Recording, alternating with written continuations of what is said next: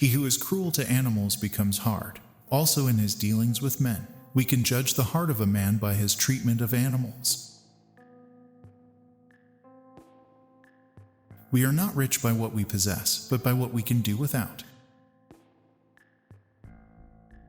Science is organized knowledge. Wisdom is organized life. I had to deny knowledge in order to make room for faith. An action, to have moral worth, must be done from duty. How then is perfection to be sought? Wherein lies our hope? In education and in nothing else. Experience without theory is blind, but theory without experience is mere intellectual play. Proceeds then to the understanding and ends with reason. There is nothing higher than reason. Act in such a way that you treat humanity, whether in your own person or in the person of any other, never merely as a means to an end, but always at the same time as an end.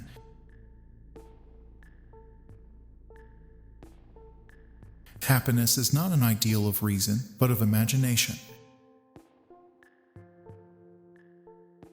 Morality is not properly the doctrine of how we may make ourselves happy, but how we may make ourselves worthy of happiness.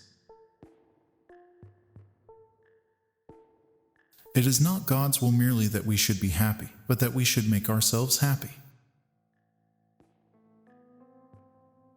Genius is the ability to independently arrive at and understand concepts that would normally have to be taught by another person. One who makes himself a worm cannot complain afterwards if people step on him. Seek not the favor of the multitude. It is seldom got by honest and lawful means, but seek the testimony of few, and number not voices, but weigh them. Space and time are the framework within which the mind is constrained to construct its experience of reality.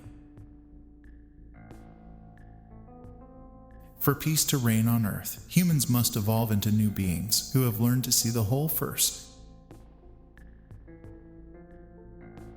There is something splendid about innocence, but what is bad about it, in turn, is that it cannot protect itself very well and is easily seduced. Two things awe me most: the starry sky above me and the moral law within me. Thoughts without content are empty. Intuitions without concepts are blind. Thrift is care and scruple in the spending of one's means. It is not a virtue, and it requires neither skill nor talent.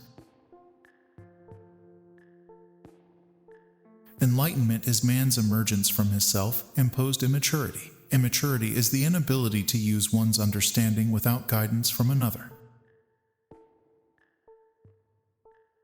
All false art, all vain wisdom lasts its time but finally destroys itself, and its highest culture is also the epoch of its decay.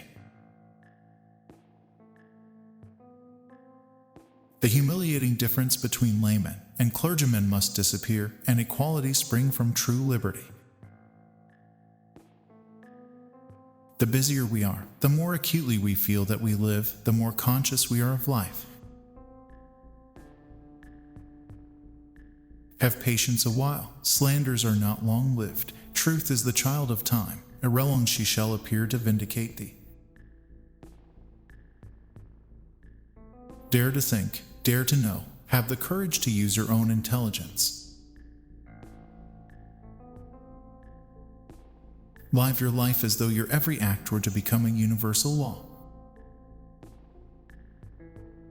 Only he who, himself enlightened, is not afraid of shadows. A death of dogma is the birth of morality. By a lie a man throws away, and as it were, annihilates his dignity as a man. So act that your principle of action might safely be made a law for the whole world. Without man and his potential for moral progress, the whole of reality would be a mere wilderness, a thing in vain, and have no final purpose. Have the courage to use your own reason. That is the motto of enlightenment.